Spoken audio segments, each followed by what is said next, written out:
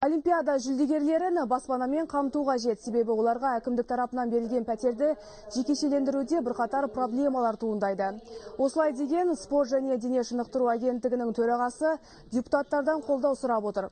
Шенеунік мәжілістің әлеуметтік және мәдени даму комитетінің мүшелеріне дене шынықтыру және спорт туралы заңның жаңа редакциясын таныстырған болатын.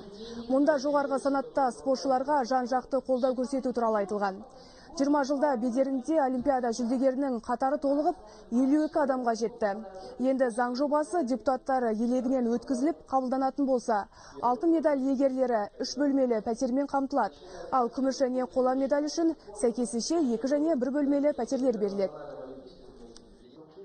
Сегодня, к сожалению, многие наши. Өкінішке орай спорттағы саңлақтарымыз бен чемпиондардың басында баспана жоқ. Тіпті әкімдік тарапынан берілген пәтерді жекешелендіру үшін қанша кабинеттің табалдырығын тоздырады. Біз осы мәселені заң бойынша шешуді көздейміз.